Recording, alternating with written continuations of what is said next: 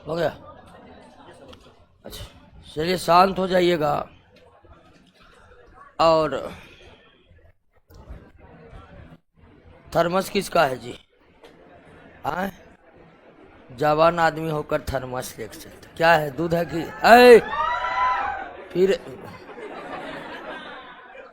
समझिए, आइए ना, केमिस्ट्री इतना भास्ट सब्जेक्ट पढ़ रहे हैं, फिर भी माइंड को इतना रिलैक्स किए हुए हैं।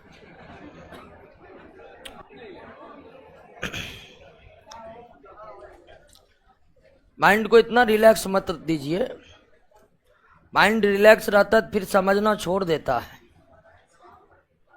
समझे कि नहीं समझे? हाँ, तो बातचीत मत करिए और क्लास में ही इतनी गंभीरता बरतिए कि क्लास में ही सब कुछ समझ आ जाए, घर पर केवल प्रश्नों को याद करना ही बाकी रह जाए। वर्तमान में जनरल कंपटीशन की यही मांग है। एक जमाना था जब विद्यार्थी पढ़ते थे, लिखते थे, फिर फेयर करते थे, फिर मन होता था तो याद करते थे, नहीं तो छोड़ देते थे।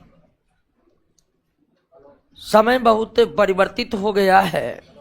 हर बोर्ड के हर एग्जाम का कट ऑफ लगातार ऊपर जा रहा है। इसलिए कोशिश ये रखिए कि क्लास में इतनी गंभीरता से सारे चीज़ों को आप समझ जाए कि घर पर सिर्फ आपको उससे रिलेटेड प्रश्न ही करना रह जाए। नहीं तो फिर एक बार पढ़िएगा क्लास में, फिर घर पर जाकर रिवीजन करिएगा वही चीज़ों को, फिर उसके बाद प्रश्न बनाइएगा, फिर प्रश्न का रिवीजन करिएगा। तो इससे आप रेस में टिके नहीं रह सकते।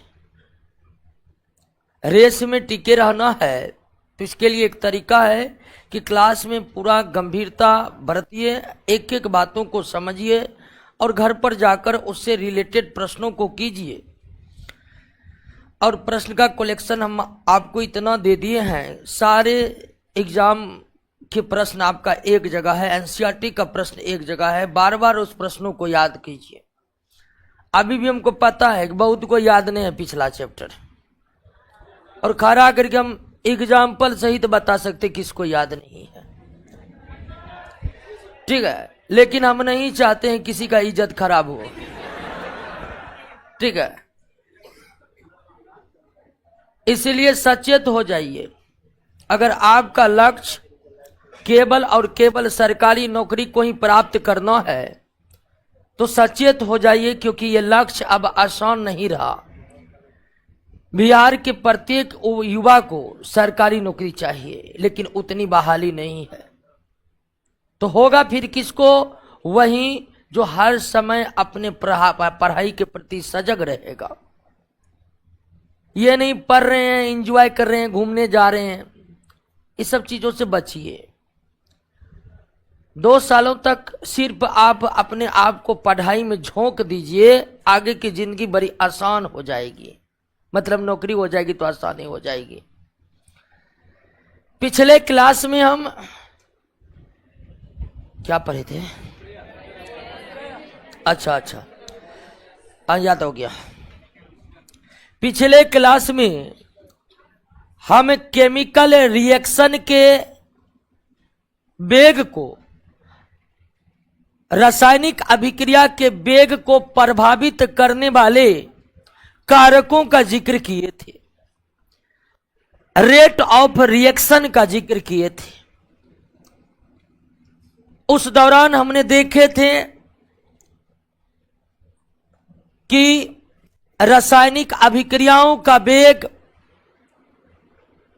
अभिकारकों के सांद्रता पर निर्भर करता है।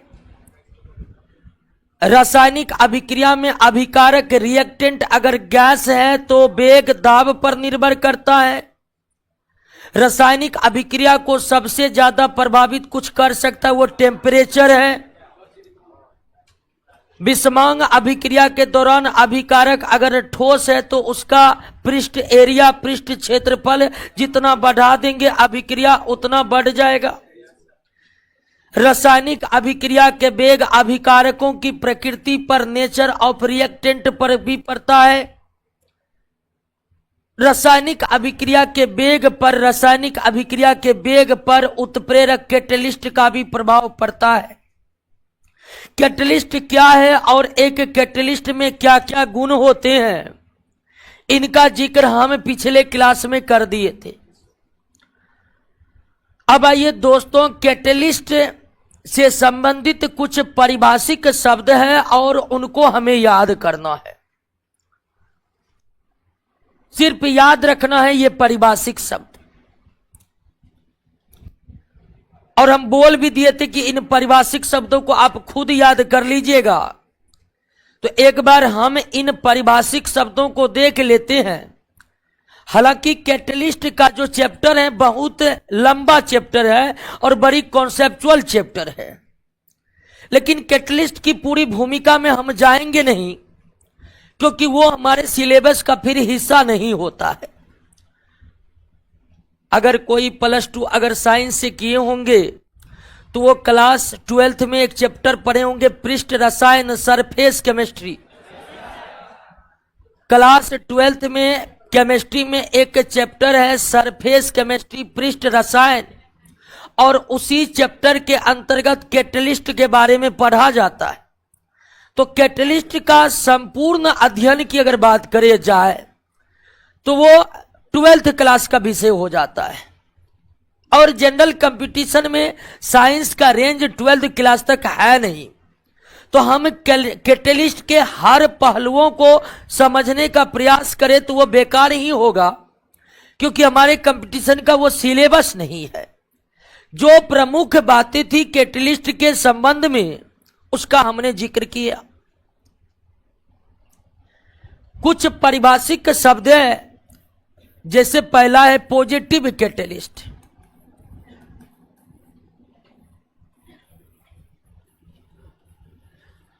पॉजिटिव कैटलिस्ट धनात्मक उत्प्रेरक, ऐसे उत्प्रेरक जो अभिक्रिया के गति को क्या करते हैं, अभिक्रिया के वेग को क्या करते हैं, बढ़ाते हैं, उसे क्या कहते हैं, पॉजिटिव कैटलिस्ट कहते हैं। आप ये देखे थे कि कैटलिस्ट एक ऐसा बाह्य पदार्थ है रिएक्शन के दौरान जो अभिक्रिया के वेग को परिवर्तित कर सकता है, या तो घटा सकता है या बढ़ा सकता है। तो ऐसे कैटलिस्ट जो अभिक्रिया के वेग को बढ़ाते हैं उसे क्या कहते हैं, पॉजिटिव कैटलिस्ट कहते हैं। उसे क्या कहते हैं, पॉजिटिव कैटलिस्ट कहते हैं। उदाहरण के लिए कि आपने नाइट्रोजन की अभिक्रिया हाइड्रोजन से करवाकर अमोनिया बना रहे हैं, तो यहां कैटलिस्ट की भूमिका में कौन है, लोहा। और लोहा को डालते ही अभिक्रिया तेजी के साथ संपन्न होने लगती है, यानी तेजी से अमोनिया निर्मित होने लगता है, अर्थात अभिक्रिया का वेग क्या होता है, अभिक्रिया के वेग का बढ़ने का मतलब है अभिकारकों की सांद्रता में तेजी से कमी आएगी या उत्पादों के सांद्रता में तेजी से वृद्धि होगी। अमोनिया निर्माण की प्रक्रिया में कैटलिस्ट की भूमिका में लोहा है, और लोहा ने यहां पर अमोनिया निर्माण की गति को बढ़ा दिया, अर्थात अभिक्रिया के वेग को क्या कर दिया। तो ऐसे उत्प्रेरक जो अभिक्रिया के वेग को बढ़ाते हैं, उसे क्या कहते हैं, पॉजिटिव कैटलिस्ट कहते हैं। उसे क्या कहते हैं, पॉजिटिव कैटलिस्ट कहते हैं। ऐसा उत्प्रेरक जो रासायनिक अभिक्रिया के वेग को बढ़ाते हैं उसे क्या कहते हैं। इसके ठीक उलट निगेटिव कैटलिस्ट,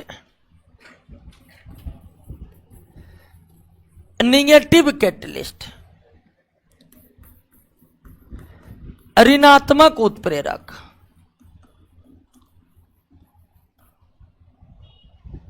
ऋणात्मक उत्प्रेरक। अब नाम से ही आप समझ गए होंगे कि यह उत्प्रेरक क्या करेगा। ऐसे उत्प्रेरक जो रासायनिक अभिक्रिया के गति को क्या कर देते हैं, घटा देते हैं। ऐसे उत्प्रेरक जो रासायनिक अभिक्रिया के गति को क्या कर देते हैं, घटा देते हैं, उसे नेगेटिव कैटलिस्ट कहते हैं। और रासायनिक अभिक्रिया के गति को घटाने का मतलब है, रासायनिक अभिक्रिया के गति को घटाने का मतलब है, या रासायनिक अभिक्रिया के वेग को घटाने का मतलब है कि आपको उत्पाद बड़ी धीमी गति से प्राप्त होगा। एक यौगिक है हाइड्रोजन परऑक्साइड। हाइड्रोजन परऑक्साइड जब गर्म होता है तो यह टूट करके जल और ऑक्सीजन गैस प्रदान करता है। यह टूट करके जल और ऑक्सीजन प्रदान करता है। लेकिन इसी में थोड़ा ग्लिसरीन अगर डाल दीजिएगा तो ऑक्सीजन निकलने की गति जो है बड़ी धीमी पड़ जाती है। ऑक्सीजन निकलने की गति बड़ी धीमी पड़ जाती है। इसका मतलब यही है कि हाइड्रोजन परऑक्साइड धीमी गति से टूट रहा है। तो मतलब यहां पर ग्लिसरीन ने हाइड्रोजन परऑक्साइड के टूटने की दर अर्थात अभिक्रिया के दर में क्या ला दी, कमी ला दी। और वे तमाम उत्प्रेरक जो अभिक्रिया के गति को घटाते हैं, उसे हम क्या कहते हैं, निगेटिव कैटलिस्ट कहते हैं। तो अभिक्रिया के वेग को बढ़ाने वाला कैटलिस्ट पॉजिटिव और अभिक्रिया के वेग को घटाने वाला कैटलिस्ट निगेटिव।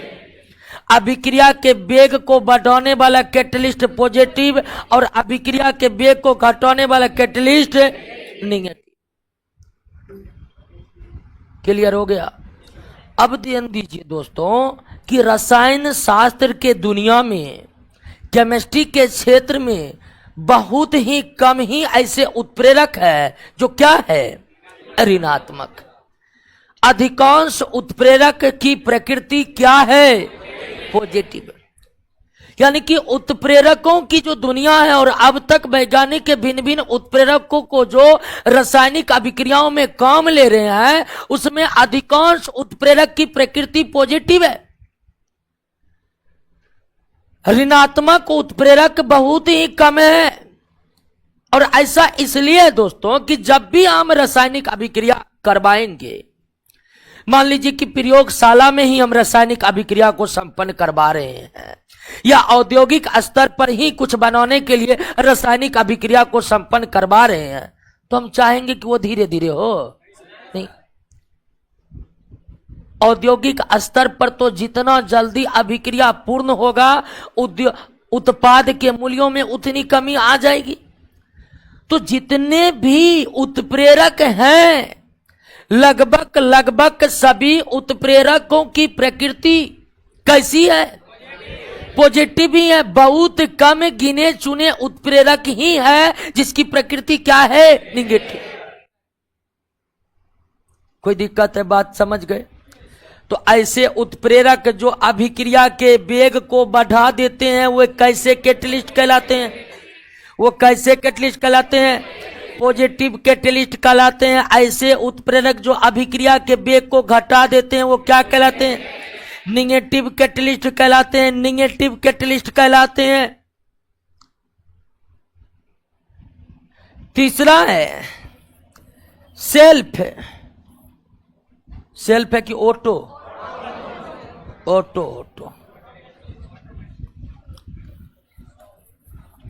कैटलिस्ट।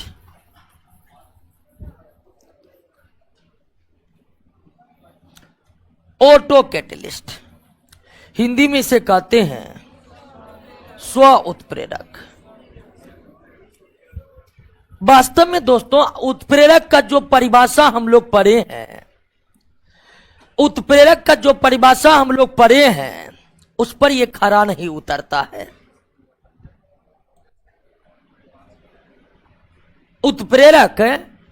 उत्प्रेरक का जो हम परिभाषा पढ़े हैं, ऑटो कैटलिस्ट, उस उत्प्रेरक के परिभाषा पर खरा नहीं उतरता।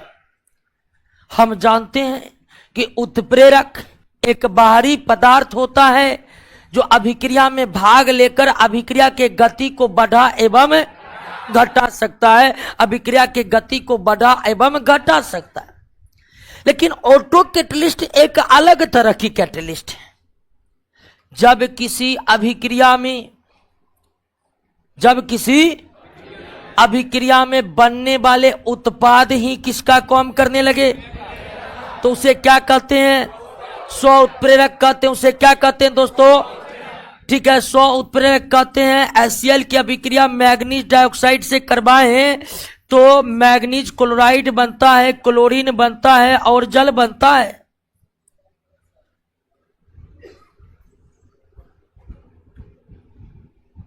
नोट नहीं करना है, छोड़ दीजिए, इसको समझ लीजिए। आपको यहां से सिर्फ पारिभाषिक शब्द पूछेगा। वैसे क्वेश्चनों की प्रकृति आप देख ही लिए हैं। क्वेश्चन जितना कैटलिस्ट से अब तक एग्जाम पूछा है, एनडीए से लेके सीडीएस तक का एग्जाम जो भी क्वेश्चन कैटलिस्ट से पूछा है सब आपके नोट में है। तो अब इसी अभिक्रिया में देखिए कि जितनी जल्दी Cl2 बनते जाता है अभिक्रिया की गति उतनी तेजी होती जाती है। कोई बाह्य पदार्थ नहीं मिला रहे हैं, कोई बाह्य पदार्थ नहीं बना रहे हैं। उत्पाद जैसे जैसे क्लोरीन बनता है अभिक्रिया की गति उतनी तेजी से क्या होने लगती है? बढ़ने लगती है। तो इसका मतलब है कि प्रोडक्ट ही अभिक्रिया की गति को क्या कर रहा है? बढ़ा रहा है। और जब प्रोडक्ट ही अभिक्रिया के गति को बढ़ाने लगे, तब ऐसे ही पदार्थ को क्या कहते हैं? स्व उत्प्रेरक कहते हैं। ऐसे ही पदार्थ को क्या कहते हैं? स्व उत्प्रेरक कहते हैं, ऑटो कैटलिस्ट कहते हैं। तो ऐसा उत्प्रेरक जो अभिक्रिया के गति को बढ़ाए, पॉजिटिव कैटलिस्ट जो अभिक्रिया के गति को घटाए, नेगेटिव कैटलिस्ट।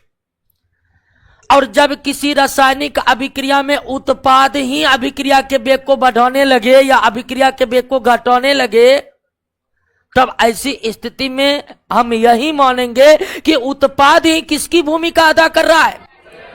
उत्प्रेरक की भूमिका अदा कर रहा है। और जब उत्पाद ही उत्प्रेरक की भूमिका अदा करने लगे तो वो क्या है? स्व उत्प्रेरक, ऑटो कैटलिस्ट। कोई दिक्कत नहीं ना? समझ रहे हैं ना? तुमको जी कभी कभी याद आता है क्लासों आना है, आए 1 महीना नहीं आता, फिर 2 दिन आ जाता है, फिर 3 महीना नहीं आता, फिर 4 दिन आता है। आए नौकरी करना है कि नौकरी हो गया है?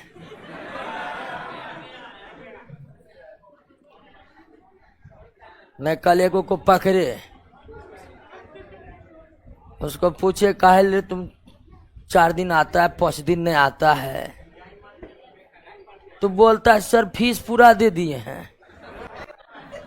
कहिए वो बात समझे, फीस पूरा नहीं देगा तो कैसे ज्ञान होगा? वो तो प्राथमिक चीज है, वो आपको करना है किए हैं। लेकिन बाद में पता चला सर हमको नौकरी हो गया है। नौकरी हो गया? कहाँ जी? PMCH में। कल डॉक्टर जी? नहीं sir operator.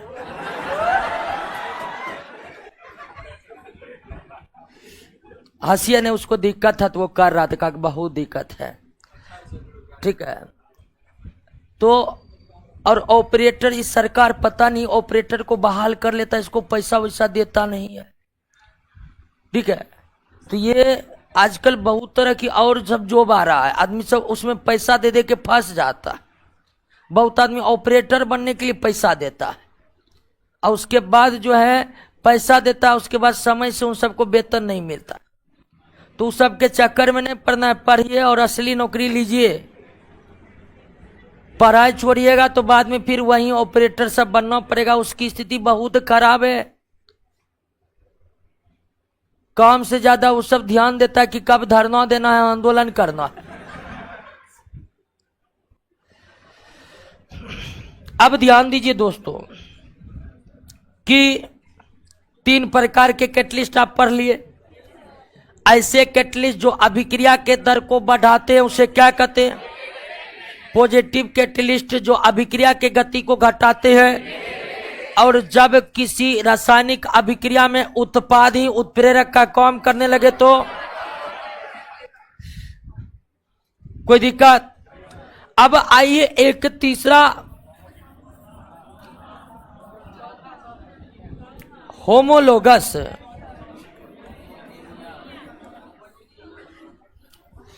Oh sorry homologous नहीं, homogeneous, sorry homogeneous catalyst,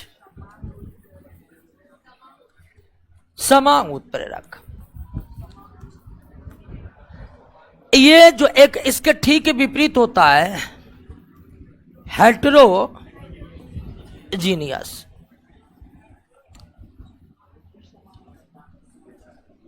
heterogeneous catalyst, विषमांग उत्प्रेरक। अब उत्प्रेरक का जो यह वर्गीकरण है,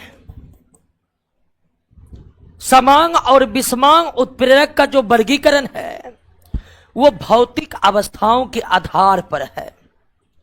उत्प्रेरक का वर्गीकरण जो समांग और विषमांग के रूप में है, यह भौतिक अवस्था के आधार पर है।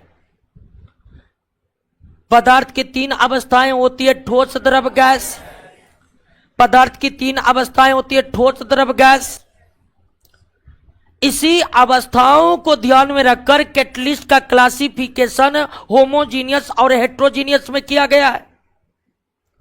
उदाहरण के लिए कि आप सल्फर डाइऑक्साइड की अभिक्रिया ऑक्सीजन से करवाकर सल्फर ट्राइऑक्साइड बना रहे हैं।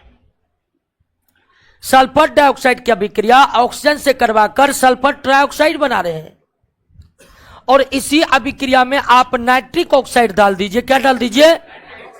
यह अभिक्रिया के वेग को बढ़ा देता है, यानी कि यह कैटलिस्ट के रूप में है और पॉजिटिव कैटलिस्ट के रूप में है। वैसे अधिकांश उत्प्रेरकों की प्रकृति पॉजिटिव ही है, आपको हम बता चुके हैं।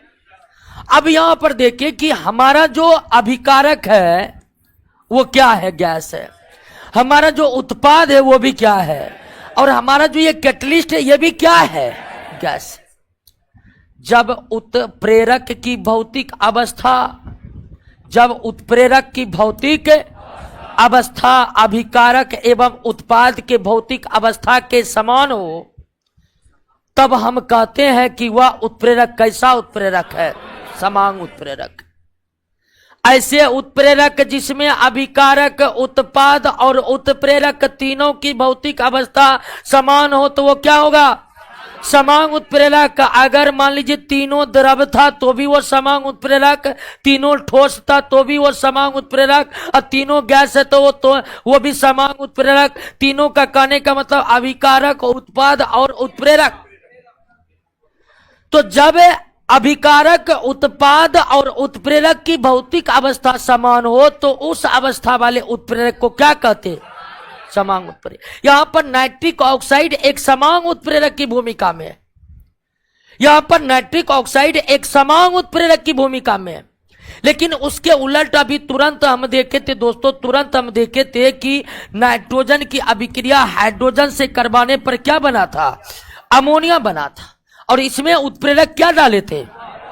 लोहा, जो पॉजिटिव कैटलिस्ट की भूमिका अदा कर रहा था। अब आप देखिए कि आपका जो अभिकारक है गैस है, उत्पाद भी क्या है? गैस है। अमोनिया के बारे में नहीं जानते तो आप जान लीजिए, अमोनिया भी समान ताप और दाब पर किस अवस्था में रहते हैं। लेकिन लोहा आपका क्या है? सॉलिड है। लोहा आपका क्या है? सॉलिड है। क्या यहां पर अभिकारक और उत्प्रेरक या उत्पाद या उत्प्रेरक की भौतिक अवस्था समान है? तो ऐसे उत्प्रेरक जिसकी भौतिक अवस्था अभिकारकों के भौतिक अवस्था के समान नहीं हो, उसे हम क्या कहते हैं? विषमांग उत्प्रेरक कहते हैं। तो भौतिक अवस्थाओं के आधार पर भी उत्प्रेरक को दो कैटेगरी में बांटा गया है। भौतिक अवस्थाओं के आधार पर भी उत्प्रेरक को दो कैटेगरी में बांटा गया है, समांग उत्प्रेरक और विषमांग उत्प्रेरक। समांग उत्प्रेरक और विषमांग उत्प्रेरक। क्लियर हुआ? याद हो गया? अभी तक जितने प्रकार पढ़े कैटलिस्ट के सारे याद हो गए कि नहीं? ऐसे उत्प्रेरक जो अभिक्रिया के वेग को बढ़ाते हैं उसे क्या कहते हैं? पॉजिटिव कैटलिस्ट कहते हैं। ऐसे उत्प्रेरक जो अभिक्रिया के वेग को घटाते हैं निगेटिव कैटलिस्ट कहलाते हैं। जब किसी रासायनिक अभिक्रिया में उत्पाद ही उत्प्रेरक की भूमिका में आ जाए तो उसे क्या कहते हैं? उसे ऑटो कैटलिस्ट स्व उत्प्रेरक कहते हैं। भौतिक अवस्थाओं के आधार पर उत्प्रेरक को कितने भागों में बांटा जाता है? 2 भागों में, समांग उत्प्रेरक और विषमांग उत्प्रेरक। समांग उत्प्रेरक और अभिकारक उत्पाद और अभिकारक उत्पाद और उत्प्रेरक की भौतिक अवस्था समान है तो वो, और समान नहीं है तो क्लियर। अब आइए एक नए पदार्थों की चर्चा करते हैं। Catalyst, promoters.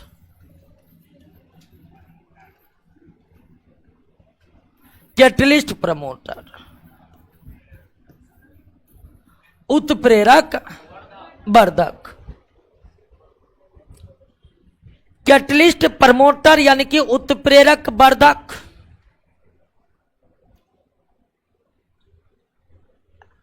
उत्प्रेरक वर्धक एक ऐसे पदार्थ हैं जो रासायनिक अभिक्रिया के दौरान उत्प्रेरक की कार्य क्षमता को क्या कर देते हैं? बढ़ा देते हैं। उत्प्रेरक के कार्य क्षमता को क्या कर देते हैं? बढ़ा देते हैं।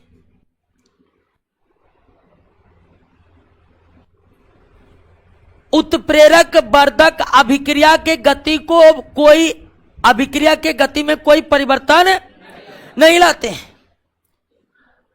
उत्प्रेरक वर्धक का काम है कि उत्प्रेरक की कार्य क्षमता को बढ़ाना, उत्प्रेरक की कार्य क्षमता को बढ़ाना। ध्यान दीजिएगा कि आपने नाइट्रोजन और हाइड्रोजन की अभिक्रिया कराते समय कौन सा उत्प्रेरक डाले थे? लोहा। लोहा डाले, उत्प्रेरक की भूमिका में आ गया, अभिक्रिया की गति को लोहा बढ़ा दिया।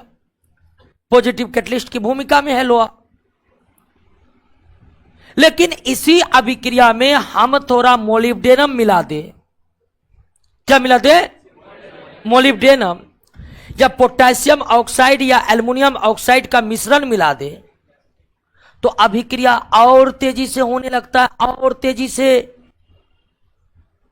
इसका मतलब है कि मोलिब्डेनम डालने से लोहे की कार्य क्षमता क्या हो गई है? बढ़ गई है। वो और ज्यादा तेजी के साथ अभिक्रिया को संपन्न करवा रहा है। यानी कि मोलिब्डेनम किस रूप में काम कर रहा है? उत्प्रेरक वर्धक के रूप में कर रहा है। कैटलिस्ट प्रमोटर के रूप में काम कर रहा है। कैटलिस्ट प्रमोटर के रूप में काम कर रहा है। अब ध्यान दीजिए कि अगर लोहा हटा करके आप केवल मोलिब्डेनम डालिएगा कोई ऐसा नहीं करेगा। उत्प्रेरक वर्धक रासायनिक अभिक्रिया में तब ही काम करेंगे जब क्या होंगे? उत्प्रेरक होंगे। ये नहीं कि हमने लोहा को हटा दिए और मोलिब्डेनम डाल दिए अभिक्रिया की गति बढ़ जाएगा, नहीं बढ़ेगा। मोलिब्डेनम डालने से कुछ नहीं होने वाला है रिएक्शन को।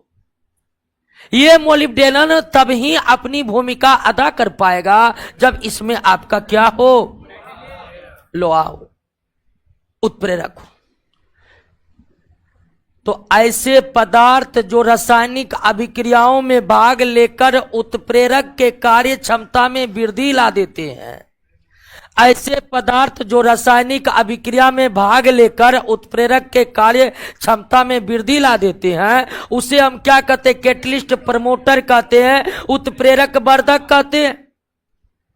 क्या उत्प्रेरक वर्धक रासायनिक अभिक्रियाओं के दौरान उत्प्रेरक की भूमिका अदा कर सकते हैं? नहीं। यह ध्यान रखिएगा, उत्प्रेरक वर्धक रासायनिक अभिक्रिया में केवल एक ही काम कर सकते हैं और वो काम है कि रासायनिक अभिक्रिया में उत्प्रेरकों की कार्य क्षमता को क्या कर देना? बढ़ा देना। हम उत्प्रेरक हटाकर अगर रासायनिक अभिक्रिया में उत्प्रेरक वर्धक को डाल देंगे और ये सोचेंगे कि ये उत्प्रेरक का भी काम कर देगा, ऐसा बिल्कुल संभव नहीं है। ऐसा बिल्कुल संभव नहीं है। क्लियर हो गया? उत्प्रेरक वर्धक किसे कहते हैं? क्लियर हुआ? ऐसे पदार्थ जो रासायनिक अभिक्रिया में उत्प्रेरक के कार्य क्षमता को क्या कर देते हैं, उसे क्या कहते हैं? उत्प्रेरक वर्धक कहते। उसे क्या कहते हैं? क्या उत्प्रेरक वर्धक क्या कैटलिस्ट प्रमोटर कैटलिस्ट की भूमिका अदा कर सकता है? नहीं कर सकता है। कैटलिस्ट की भूमिका क्या अदा कर सकता है? क्लियर?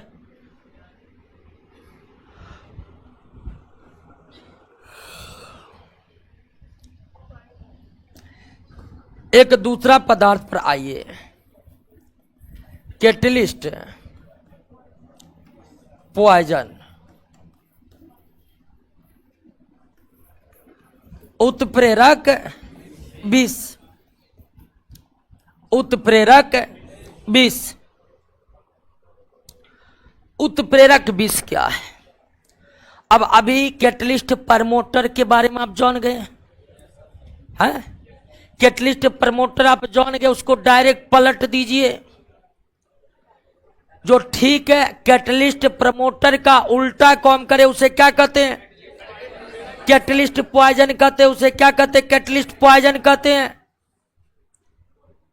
एक तरफ कुछ ऐसे पदार्थ होते हैं जो उत्प्रेरक के कार्य क्षमता में वृद्धि लाते हैं, तो दूसरी तरफ कुछ ऐसे भी पदार्थ हैं, दूसरी तरफ कुछ ऐसे भी पदार्थ है जो कैटलिस्ट के कार्य क्षमता में क्या ला देते हैं? कमी ला देते हैं। कैटलिस्ट की कार्य क्षमता में क्या ला देते हैं? रासायनिक अभिक्रिया के दौरान एक ऐसा पदार्थ जो कैटलिस्ट के कार्य क्षमता में कमी ला दे। रासायनिक अभिक्रियाओं के दौरान एक ऐसा पदार्थ जो उत्प्रेरक की कार्य क्षमता में कमी ला दे, उसे हम क्या कहते हैं? उत्प्रेरक विष कहते हैं। उसे उत्प्रेरक विष कहते हैं, कैटलिस्ट पॉइजन कहते हैं। सल्फर डाइऑक्साइड की अभिक्रिया ऑक्सीजन से कराने पर, सल्फर डाइऑक्साइड की अभिक्रिया ऑक्सीजन से कराने पर सल्फर ट्राइऑक्साइड का इस्तेमाल, सल्फर ट्राइऑक्साइड बनता है। यहां पर हम कैटलिस्ट के रूप में किसका इस्तेमाल कर सकते हैं? प्लेटिनम का। और ध्यान देखिए, इससे पहले हम कैटलिस्ट में किसका इस्तेमाल किए थे? लेकिन इसका भी कर सकते, इसका भी कर सकते। हम प्लेटिनम का इस्तेमाल करेंगे तो अभिक्रिया की दर बढ़ जाएगी। प्लेटिनम यहां पर पॉजिटिव कैटलिस्ट की भूमिका में है। लेकिन यहीं पर थोड़ा सा आप आर्सेनिक ऑक्साइड मिला दे। क्या मिला दे? अभिक्रिया का दर घट जाएगा। प्लेटिनम डाले, अभिक्रिया के दर बढ़ गया, मतलब प्लेटिनम यहां पर पॉजिटिव कैटलिस्ट की भूमिका अदा कर रहा है। लेकिन कुछ समय के बाद इसमें आर्सेनिक ऑक्साइड जैसे ही डालते हैं, अभिक्रिया की गति क्या होती है? घट जाती है, यानी उत्पाद धीरे धीरे बनता है। इसका मतलब यही हुआ कि आर्सेनिक ऑक्साइड को डालते ही वो प्लेटिनम के कार्य क्षमता में क्या ला दिया? कमी ला दिया। वो प्लेटिनम के कार्य क्षमता में क्या ला दिया? कमी ला दिया। और ऐसे ही पदार्थ जो उत्प्रेरक के कार्य क्षमता में कमी ला देते हैं, ऐसे ही पदार्थ जो उत्प्रेरक के कार्य क्षमता में कमी ला देते हैं, उसे हम उत्प्रेरक विष कहते हैं, कैटलिस्ट पॉइजन कहते हैं। उत्प्रेरक विष कहते हैं, कैटलिस्ट पॉइजन कहते हैं। और कैटलिस्ट पॉइजन का भी काम केवल और केवल उत्प्रेरकों पर आधारित है। कैटलिस्ट पॉइजन का भी काम केवल और केवल किस पर आधारित है? उत्प्रेरक पर ही आधारित है। उत्प्रेरक पर ही आधारित है। अर्थात आप इस रिएक्शन में प्लेटिनम को निकाल लीजिए, इस रिएक्शन में आप प्लेटिनम को निकाल दीजिए, उसमें आर्सेनिक ऑक्साइड डाल दीजिए, तो क्या यह अभिक्रिया को स्लो कर देगा? नहीं। यह अभिक्रिया को अकेले आर्सेनिक ऑक्साइड किसी भी तरह से प्रभावित नहीं करेगा। यह केवल तब आपके अभिक्रिया को प्रभावित करेगा जब प्लेटिनम उत्प्रेरक की भूमिका अदा कर रहा हो। यानी आर्सेनिक ऑक्साइड यहां पर क्या है? कैटलिस्ट पॉइजन है। क्या है? तो रासायनिक अभिक्रियाओं के दौरान उत्प्रेरक के कार्य क्षमता को कुछ पदार्थ बढ़ा भी सकते हैं, रासायनिक अभिक्रियाओं के दौरान उत्प्रेरक के कार्य क्षमता को कुछ पदार्थ घटा भी सकते हैं। ऐसे पदार्थ जो रासायनिक अभिक्रिया के दौरान उत्प्रेरक के कार्य क्षमता को बढ़ाते हैं उसे कैटलिस्ट प्रमोटर कहते हैं, और जो कार्य क्षमता को घटाते हैं उसे। कोई दिक्कत? बात समझ गए? तो ऐसे उत्प्रेरक जो अभिक्रिया के दर को बढ़ाते हैं पॉजिटिव कैटलिस्ट कहलाते हैं, धन उत्प्रेरक कहलाते हैं। ऐसे उत्प्रेरक जो अभिक्रिया के गति को घटाते हैं उसे ऋण उत्प्रेरक कहते हैं। उसे क्या कहते हैं? ऋण उत्प्रेरक, निगेटिव कैटलिस्ट कहते हैं। अगर किसी रासायनिक अभिक्रिया के दौरान बनने वाले उत्पाद ही उत्प्रेरक की भूमिका अदा कर दे तो उसे ऑटो कैटलिस्ट कहते हैं, स्व उत्प्रेरक कहते हैं। भौतिक अवस्थाओं के आधार पर आप उत्प्रेरक को कितने भागों में बांट सकते? 2 भागों में, समांग उत्प्रेरक और विषमांग उत्प्रेरक। अगर भौतिक अवस्था उत्प्रेरक अभिकारक उत्पाद का समान है तो, अगर भौतिक अवस्था समान नहीं है तो विषमांग उत्प्रेरक। कुछ ऐसे भी पदार्थ है जो कैटलिस्ट के कार्य क्षमता को बढ़ा सकता है और घटा सकता है। ऐसे पदार्थ जो कैटलिस्ट के कार्य क्षमता को बढ़ा सकता है उसे क्या कहते हैं? Catalyst promoter. और कैटलिस्ट के कार्य क्षमता को घटाने वाले कैटलिस्ट पॉइजन। कोई दिक्कत? अब प्रमुख कैटलिस्ट का लिस्ट दे दिए है, वो तो आपको याद ही करना है। क्या हुआ? घर जाना है? क्या हुआ? जाइए। तबीयत खराब है? आधे घंटा में जाइए जाइए जाइए, आराम से जाइए। गिरिएगा नहीं ना रास्ता में? ग्लूकोज का कमी हो गया होगा। जाइए, आराम से जाइए।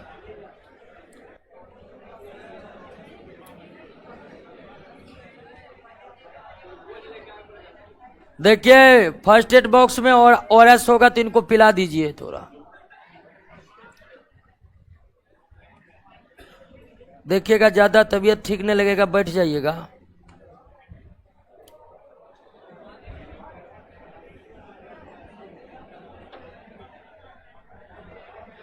आराम से देखिए, उत्प्रेरक को देखिए।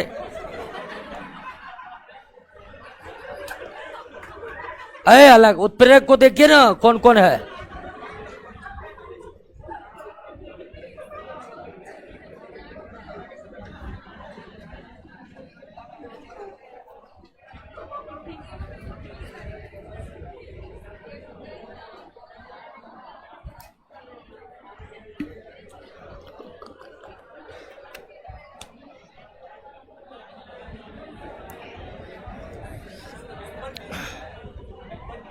क्या जगह?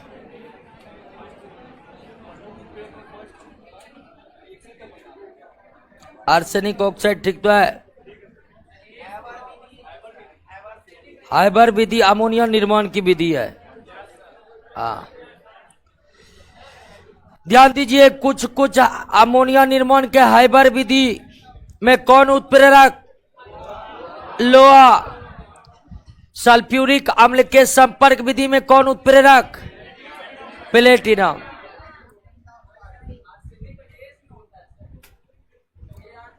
हाँ सॉरी, एएस होता है, ये तो ऑर्गन का है, ऑर्गन का होता है एएस। सही कर लीजिएगा, थोड़ा नोटों में गलती है, सही कर लीजिए। आर्सेनिक का एएस होता है, एंटीमनी का एसबी होता है। आर्सेनिक को थोड़ा सही कर लीजिएगा, मिस्टेक हो गया। AS2O3 आर्सेनिक ऑक्साइड, आर्सेनिक का एस होता है, ये ऑर्गन का होता है AR।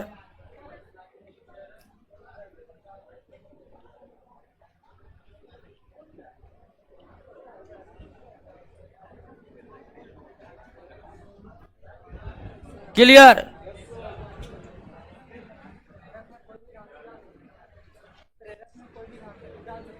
उत्प्रेरक में नहीं, उत्प्रेरक में कोई भी धातु नहीं डाल सकते हैं। यानी कि अमोनिया निर्माण की जो विधि है, इसमें कौन उत्प्रेरक है? तो आपको लोहा ही डालना पड़ेगा। आप कहिएगा कि यहां पर हम प्लेटिनम डाल देंगे अब वो उत्प्रेरक की भूमिका अदा कर देगा, नहीं। उत्प्रेरक का एक गुण बताए थे कि कोई एक उत्प्रेरक किसी एक ही अभिक्रिया को उत्प्रेरित कर सकता है, सभी अभिक्रियाओं को नहीं। अगर अमोनिया निर्माण की इस विधि में उत्प्रेरक लोहा है तो केवल यहां पर लोहा उत्प्रेरक का ही इस्तेमाल हो सकता है, अन्य उत्प्रेरक का नहीं। एक उत्प्रेरक केवल एक ही रासायनिक अभिक्रियाओं को उत्प्रेरित करने की क्षमता रखता है। हालांकि प्लेटिनम का 2-3 जगह पर उत्प्रेरक के तौर पर इस्तेमाल होता है, लेकिन कोई एक उत्प्रेरक किसी एक ही प्रकार के रासायनिक अभिक्रियाओं को उत्प्रेरित करने का क्षमता रखता है। तो प्रमुख जो उत्प्रेरक है उसका लिस्ट आपको नोट में दे दिए हैं, नोट में दे दिए हैं।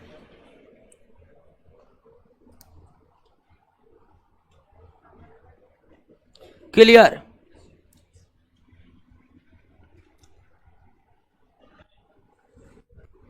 अब ध्यान दीजिए कि यहां पर आप उत्प्रेरक को याद कर लीजिए।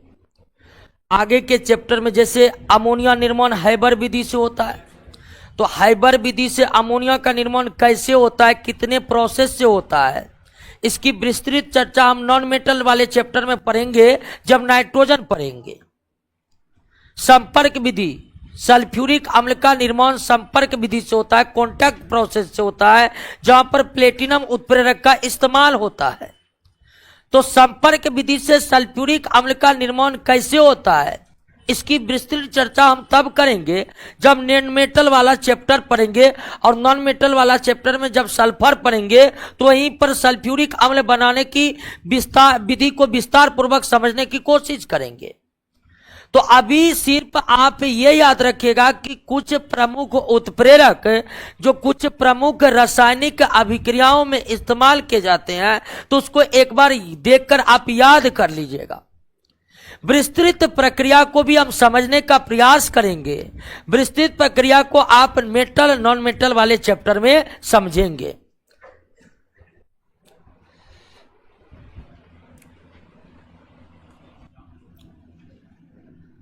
क्लियर? आगे बढ़े। सत्यम राज क्या करे, समझ में ना आ रहा है सर। अब इससे ज्यादा तो समझाने की क्षमता हम में भी नहीं है, तो समझ रहे ना आप लोग, समझ ही रहे होंगे। अब इतना करते हैं, नहीं समझते तो 1-2 बार वीडियो देखिएगा, समझ में आएगा। फिर भी समझ में नहीं आ रहा तो इसका मतलब है कि आपको दूसरे शिक्षक की जरूरत है, आप हमारे बातों को समझ नहीं रहे हैं। तो देख लीजिए, 1-2 दिन क्लास करके और देख लीजिए, उसके बाद नहीं समझ में आएगा तो किसी और टीचर के पास ध्यान लगाइएगा, वहां समझ में आ जाए। फिलहाल हमको कहिएगा इससे ज्यादा बढ़कर समझा दे, तो हमें भी ज्यादा केमिस्ट्री आती नहीं। आइए दोस्तों, नहीं होता है, कभी कभी होता है कि आप हमारे पास केमिस्ट्री पर कुछ नहीं समझ रहे, नया टीचर के पास गए सब कुछ समझने लगे। टोन का फर्क होता है, ऐसा होता है, ऐसा नहीं है कि नहीं होता। आइए दोस्तों, एंजाइम की थोड़ी चर्चा हम कर लेते हैं। एंजाइम की थोड़ी चर्चा कर लेते हैं। एंजाइम क्या है, तो आप जानते हैं कि सजीव को जीवित बनाए रखने के लिए, सजीव को जीवित बनाए रखने के लिए उनके शरीर में कहीं पाचन की प्रक्रिया चलते रहती है, उनके शरीर में श्वसन की प्रक्रिया चलते रहती है, उनके शरीर में परिवहन की प्रक्रिया चलते रहती है। किसके माध्यम से? ब्लड के माध्यम। एक सजीव के शरीर जिंदा बना रहे, इसके लिए उसके शरीर के भीतर कई तरह के रासायनिक अभिक्रिया लगातार चलते रहती है। सजीवों के शरीर में लगातार पाचन का काम होते रहता है, सजीवों के शरीर में लगातार श्वसन की प्रक्रिया होते रहता है, सजीवों के शरीर में लगातार परिवहन की प्रक्रिया होते रहता है। और इन प्रक्रियाओं के दौरान कई तरह के रासायनिक अभिक्रिया होते हैं। इन प्रक्रियाओं के दौरान कई तरह के हमारे शरीर के अंतर्गत, हमारे शरीर में पाचन के दौरान कई रासायनिक अभिक्रिया होते हैं। श्वसन जब होता है शरीर के भीतर तो उस दौरान कई रासायनिक अभिक्रिया होते हैं। परिवहन होता है उस दौरान कई रासायनिक अभिक्रियाएं होते हैं। यानी कि एक जंतु के शरीर में या मानव के शरीर में या पौधे के शरीर में या सजीवों के शरीर में लगातार क्या संपन्न होते रहता है? रासायनिक अभिक्रिया। तो ये मत सोचिएगा कि रासायनिक अभिक्रिया केवल केमिस्ट्री में ही होता है और केवल लैब में भी करवाए जा सकते हैं। जो सजीव का शरीर है ना, उन सजीव के शरीर के भीतर भी रासायनिक अभिक्रिया लगातार चलते रहता है, कभी रुकता नहीं है, लगातार चलते रहता है। और ऐसी रासायनिक अभिक्रिया जो सजीव के शरीर में होता है, ऐसी रासायनिक अभिक्रिया जो सजीव के शरीर में होता है, ऐसी रासायनिक अभिक्रिया जो सजीव के शरीर में होता है, उसे जैव रासायनिक अभिक्रिया कहते हैं। उसे क्या कहते हैं? जैव रासायनिक अभिक्रिया। एक सजीव को जीवित बनाए रखने के लिए उनके शरीर में लगातार श्वसन की प्रक्रिया होती रहती है, लगातार पाचन की प्रक्रिया होती रहती है, लगातार परिवहन की प्रक्रिया होती रहती है। और इन प्रक्रियाओं के दौरान सजीवों के शरीर में लगातार रासायनिक अभिक्रिया संपन्न होती रहती है। और सजीवों के शरीर के भीतर होने वाले रासायनिक अभिक्रिया को बायोकेमिकल रिएक्शन कहते हैं। क्या कहते हैं? और biochemical reaction, bio chemical reaction, biochemical reaction यानी जैव रासायनिक अभिक्रिया। जैव रासायनिक अभिक्रिया क्या है, समझ गए? ये वो रासायनिक अभिक्रिया है जो सजीव के शरीर के भीतर होगा। तो कई ऐसे पदार्थ हैं जो सजीव के शरीर के भीतर जो जैव रासायनिक अभिक्रिया होते हैं, उसमें भी किसकी भूमिका अदा करते हैं? उत्प्रेरक की भूमिका अदा करते हैं। और जैव रासायनिक अभिक्रियाओं में जो उत्प्रेरक की भूमिका अदा करते हैं उसे क्या कहते हैं? एंजाइम कहते हैं। और एंजाइम को बायो कैटलिस्ट भी कहा जाता है। क्या कहा जाता है? Bio catalyst. तो सजीव के शरीर के भीतर जो जैव रासायनिक अभिक्रियाएं होती है, सजीव के शरीर के भीतर जो बायोकेमिकल रिएक्शन होता है, सजीव के शरीर के भीतर जो बायोकेमिकल रिएक्शन होता है, उस रिएक्शन में भी कई पदार्थ उत्प्रेरक की भूमिका अदा करते हैं। और बायोकेमिकल रिएक्शन में उत्प्रेरक की भूमिका अदा करने वाले पदार्थ ही क्या है? एंजाइम है, जिसे हम बायो कैटलिस्ट की भी संज्ञा देते हैं, यानी बायो कैटलिस्ट भी कहते हैं। तो एंजाइम एक प्रकार का क्या है? उत्प्रेरक। लेकिन एंजाइम वो उत्प्रेरक है जो किसको उत्प्रेरित करेगा? हाँ, जो किसको उत्प्रेरित करेगा? हालांकि कुछ एंजाइमों को जंतु के शरीर से बाहर निकालकर लैब में भी हम इसका इस्तेमाल उत्प्रेरक के रूप में कर सकते हैं। लेकिन एंजाइम मुख्य रूप से शरीर के भीतर का वो पदार्थ है जो शरीर में संपन्न होने वाली जैव रासायनिक प्रक्रियाओं को उत्प्रेरित करते हैं। लेकिन कई ऐसे एंजाइम है जिसको सजीवों के शरीर से बाहर निकालकर लैब में रासायनिक अभिक्रियाओं में उत्प्रेरक के रूप में क्या किया जाता है, इस्तेमाल किया जाता है। क्या किया जाता है, इस्तेमाल किया जाता है। क्लियर हो गया दोस्तों, समझ गए हैं। अब समझना यह है कि ये तो समझ गए कि एंजाइम जो है एक प्रकार का बायोकैटलिस्ट है जो किस प्रकार के रासायनिक अभिक्रिया को, जैव रासायनिक अभिक्रियाओं को उत्प्रेरित करते हैं। अब यह एंजाइम जो है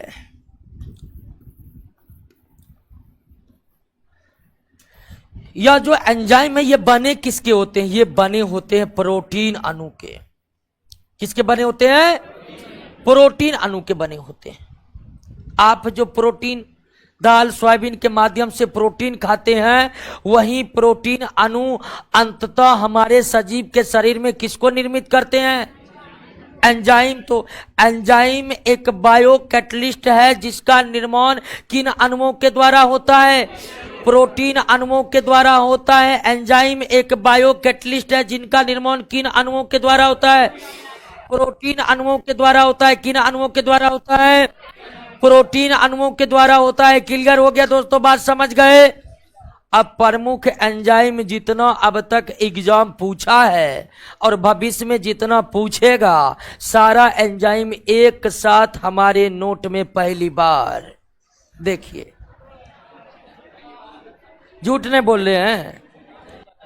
अब लुसेंटो में देखिएगा तो 4 ठो है और हम में कितना है, सीधा समझिए ना कि 12th क्लास के पृष्ठ रसायन में एनसीईआरटी में जितना है सब आपके नोट में है। एनसीईआरटी से बाहर क्वेश्चन ने पूछेगा, ने पूछा है, इसलिए दावा हम करते हैं दोस्तों, फालतू हवा में कुछ नहीं बोलते।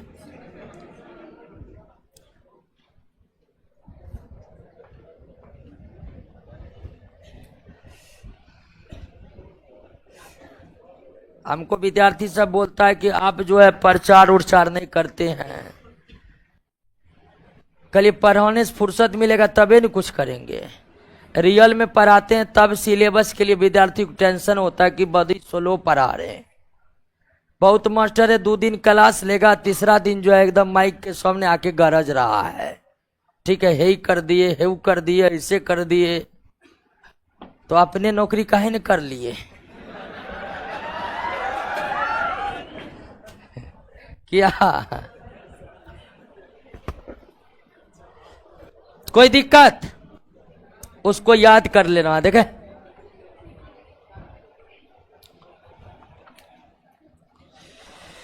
देखिए, जैसे इन्वर्टेज एंजाइम चीनी को ग्लूकोज एवं परकोज, तो 6 एंजाइम है।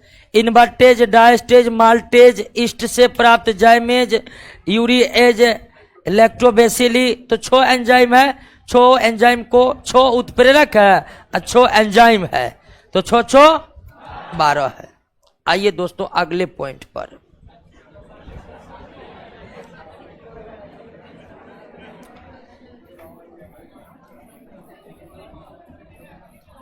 केमिकल बॉन्ड, केमिकल बॉन्ड, रासायनिक बंधन, रासायनिक बंधन। आप दोस्तों ध्यान दीजिए, आप ये जानते हैं कि मॉलिक्यूल्स क्या है, अणु क्या है, ये तो जानते हैं कि अणु क्या है। बाकायदा इसके बारे में तो एक पूरा का पूरा क्लास पर आए थे। अणु परमाणुओं से मिलकर बनने वाली संरचना, अणु परमाणुओं से मिलकर बनने वाली संरचना है। जिस तरह तत्व परमाणुओं से मिलकर बना होता है, यौगिक किससे मिलकर बना होता है, अणुओं से मिलकर बना होता है। जैसे दोस्तों O2, P4 phosphorus, SO2, CO2, H2SO4, CaCO3, ये सब क्या है? अणु है। ये सब क्या है? अणु है। ये तत्व के अणु है और ये यौगिक के अणु। ये तत्व के अणु है और ये यौगिक के अणु है। तो आप क्या देख रहे हैं कि अणुओं का निर्माण दो या दो से अधिक परमाणुओं के मिलने से होता है। अणुओं का निर्माण दो या दो से अधिक परमाणुओं के मिलने से होता है। यहां पर ऑक्सीजन के अणु का निर्माण ऑक्सीजन के दो परमाणु से हुआ है। फास्फोरस के अणु का निर्माण फास्फोरस के 4 परमाणुओं से हुआ है। सल्फर डाइऑक्साइड के अणुओं का निर्माण 3 परमाणु से हुआ, जिसमें 2 ऑक्सीजन 1 सल्फर के परमाणु है। सल्फ्यूरिक एसिड का निर्माण 4 1 5 2 7 परमाणुओं से मिलकर बना है। तो चाहे तत्व के अणु हो, चाहे यौगिक का अणु हो, वो परमाणुओं से मिलकर बने होते हैं। वो परमाणुओं से मिलकर बने होते हैं। और अणु में उपस्थित जितने भी परमाणु होते हैं, अणु में उपस्थित जितने भी परमाणु होते हैं, वे एक बल के द्वारा आपस में क्या होते हैं? जुड़े रहते हैं। एक अणु में जितने भी परमाणु उपस्थित रहते हैं, सभी परमाणु एक बल के द्वारा, एक रासायनिक बल के द्वारा आपस में क्या होते हैं? ऑक्सीजन के अणु में ऑक्सीजन के दोनों परमाणु एक रासायनिक बल के द्वारा बंधे हुए हैं। सल्फ्यूरिक एसिड में ऑक्सीजन के 4, सल्फर के 1, हाइड्रोजन के 2 परमाणु एक रासायनिक बल के द्वारा बंधे हुए हैं। तो अणु, चाहे वो तत्व का अणु हो, चाहे वो यौगिक का अणु हो, उन यौगिकों के या तत्वों के अणु में परमाणु एक रासायनिक बल के द्वारा बंधे होते हैं। और उसी रासायनिक बल को रासायनिक बंधन कहते हैं। उसी रासायनिक बल को रासायनिक बंधन कहते हैं। तो रासायनिक बंधन, केमिकल बॉन्ड, एक प्रकार का केमिकल फोर्स है। केमिकल बॉन्ड एक प्रकार का केमिकल फोर्स है जो 2 या 2 से अधिक परमाणुओं को आपस में जोड़ करके क्या बनाता है? अणु बनाता है। क्लियर हो गया? बात समझ गए? तो रासायनिक बंधन एक प्रकार के रासायनिक बल हैं। रासायनिक बंधन एक प्रकार के रासायनिक बल हैं जो बल परमाणुओं को आपस में जोड़ करके क्या बनाते हैं? अणु बनाते हैं। अब कहिएगा कि ये अणु या रासायनिक बंधन बनते कब हैं? तो जब भी रासायनिक अभिक्रिया होती है, जब भी कोई केमिकल रिएक्शन होता है, जब भी कोई केमिकल रिएक्शन होता है, जैसे कि सोडियम की अभिक्रिया क्लोरीन के साथ करवाने पर सोडियम क्लोराइड बना, कार्बन मोनोऑक्साइड की अभिक्रिया ऑक्सीजन से करवाने पर कार्बन डाई ऑक्साइड बना, कैल्शियम ऑक्साइड की अभिक्रिया जल से करवाने पर कैल्शियम हाइड्रोक्साइड बना। बना कि नहीं बना? तो जब भी कोई रासायनिक अभिक्रिया संपन्न होती है तो उस दौरान रासायनिक बंधन का निर्माण होता है। रासायनिक बंधन का निर्माण कब होता है? तो जब कोई ना कोई रासायनिक अभिक्रियाएं संपन्न होती है। रासायनिक अभिक्रिया जब भी संपन्न होता है तो कोई ना कोई रासायनिक बंधन का निर्माण जरूर होता है। और रासायनिक अभिक्रियाओं के दौरान न सिर्फ नए रासायनिक बंधन बनते हैं, बल्कि पुराने रासायनिक बंधन क्या होते हैं, टूट जाते हैं। अभी देख लीजिए कि सोडियम और क्लोरीन के बीच रासायनिक अभिक्रिया, सोडियम में तो कोई रासायनिक बंधन नहीं है, लेकिन क्लोरीन में रासायनिक बंधन है। यह रासायनिक बंधन टूट जाएगा। अब फिर क्लोरीन का परमाणु सोडियम के परमाणु के साथ मिलकर एक नए रासायनिक बंधन का निर्माण करेंगे और फिर क्या बना लेंगे, सोडियम क्लोराइड। ठीक उसी तरह इस रिएक्शन में इनके बीच का रासायनिक बंधन टूट जाएगा, इनके बीच का रासायनिक बंधन टूट जाएगा और फिर नए रासायनिक बंधन बनेगा। और नए रासायनिक बंधन बनने के साथ कार्बन डाइऑक्साइड के अणु के निर्माण होंगे। तो रासायनिक बंधन का निर्माण कब होता है, तो जब कोई रासायनिक अभिक्रियाएं संपन्न होती है। और रासायनिक अभिक्रियाओं के दौरान न सिर्फ नए रासायनिक बंधन बनते हैं, बल्कि पुराने रासायनिक बंधन क्या होते हैं, टूट जाते हैं। पुराने रासायनिक बंधन क्या होते हैं, क्लियर हो गया, कोई दिक्कत? परमाणु जिस रासायनिक बल के द्वारा आपस में जुड़कर अणुओं का निर्माण करते हैं, वही रासायनिक बल क्या कहलाता है, रासायनिक बंधन कहलाता है। रासायनिक बंधन एक रासायनिक बल है जो दो या दो से अधिक परमाणुओं को जोड़कर क्या बना देगा, अणु बना देगा। यह रासायनिक बंधन बनते कब है, तो जब कभी रासायनिक अभिक्रिया होते हैं तो रासायनिक बंधन बनते हैं। और रासायनिक अभिक्रिया के दौरान न सिर्फ नए रासायनिक बंधन बनते हैं, बल्कि पुराने बने रासायनिक बंधन क्या हो जाते हैं, टूट जाते हैं। पुराने रासायनिक बंधन क्या होते हैं, टूट जाते हैं। पुराने रासायनिक बंधन क्या होते हैं, टूट जाते हैं और फिर नए रासायनिक बंधन। अर्थात आप ये भी कह सकते हैं कि रासायनिक अभिक्रिया संपन्न नहीं होगी तो नए रासायनिक बंधन नहीं बनेंगे।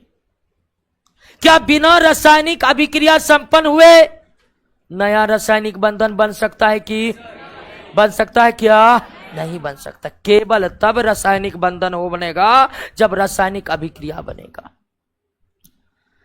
अब आप कहिएगा कि काहे जी, रासायनिक अभिक्रिया होगा तो काहेल रासायनिक बंधन बनेगा। रासायनिक बंधन बनने के कारण क्या है, तो आप क्या देखें कि आप देखें कि दो से अधिक परमाणु रासायनिक अभिक्रिया के दौरान एक केमिकल बॉन्ड बनाकर आपस में जुड़ गए। फलस्वरूप किसका निर्माण हुआ, मॉलिक्यूल्स का। जब भी रासायनिक अभिक्रिया हुआ, दो या दो से अधिक परमाणु आपस में रासायनिक बंधन बनाकर क्या बना लिए, अणु बना लिए। अब आप कहिएगा कि परमाणु आपस में रासायनिक बंधन बनाते ही क्यों हैं, तो एक बात तो आप ये जानते ही होंगे कि जो परमाणु होते हैं वो अस्थायी होते हैं। जो परमाणु होते हैं वो क्या होते हैं, अस्थायी होते हैं, अनस्टेबल होते हैं। और जो अनस्टेबल होते हैं, अस्थायी होते हैं, वो अस्थायी बनने का प्रयास करेगा कि नहीं करेगा। तो परमाणु अस्थायी होते हैं और इसलिए वो अस्थायी बनने के प्रयास में लगे रहते हैं। और एक परमाणु अस्थायी कब बनेगा, जब वो क्या बन जाएगा, अणु। अणु बनते ही परमाणु क्या हो जाते हैं, अस्थायी। इसलिए रासायनिक बंधन परमाणुओं के बीच इसलिए बनते हैं कि परमाणु अस्थायी होते हैं और इसलिए वो रासायनिक अभिक्रिया में भाग लेते हैं और फिर अपने बीच रासायनिक बंधन बनाकर अणु बना लेते हैं और अणु बनाकर वो क्या हो जाते, अस्थायी हो जाते।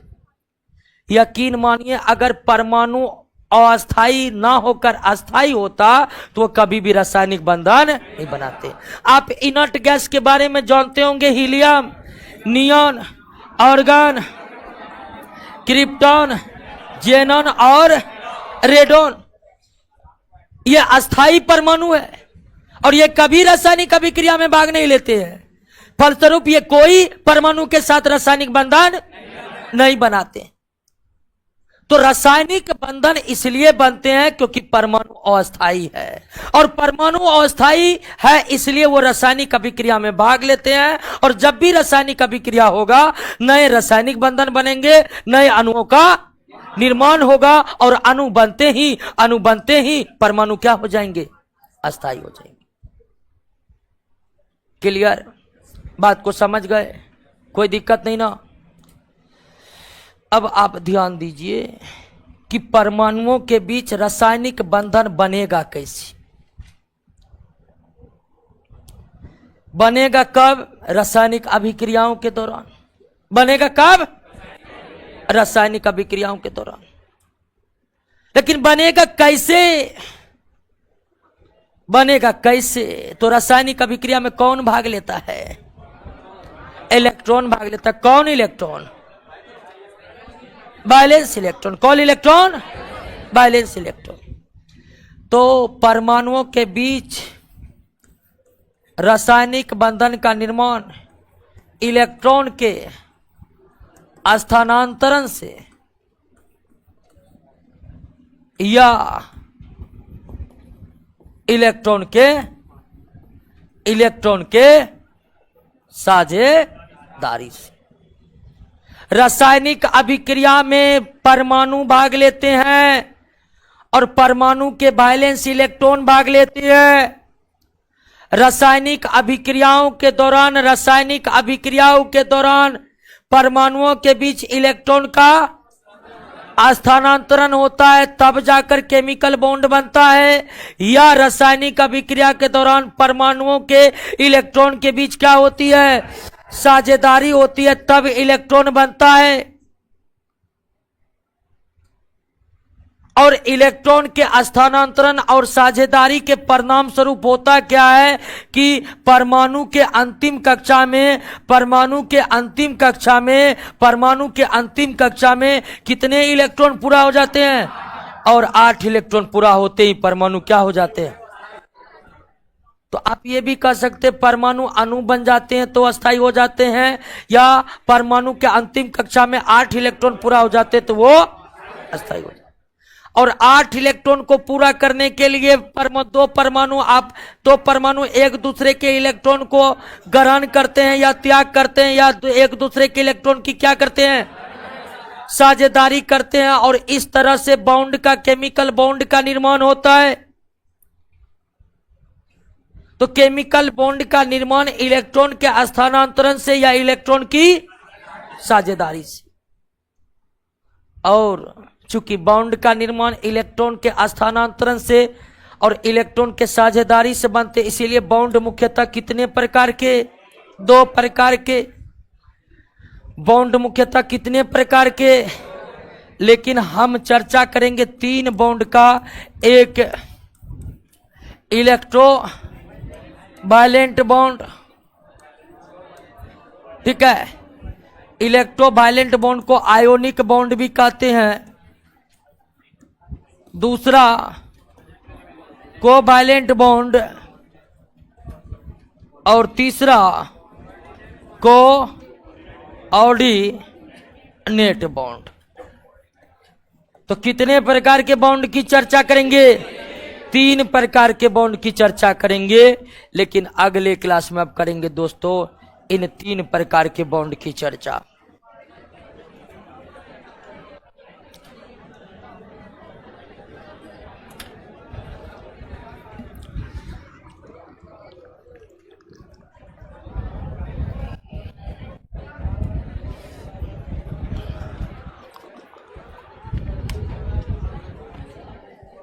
तो अगला क्लास आइए तीनों बॉन्ड की विस्तार पूर्वक पढ़ेंगे। कोई दिक्कत नहीं आता? कोई दिक्कत? चलिए, ऑनलाइन वाले दोस्त बजरंग यादव, अभिजीत कुमार, ऋतुराज, ऋतिक कुमार, सुरभि कुमारी, सुमन यदुवंशी, बजरंग यादव, अभिषेक कुमार,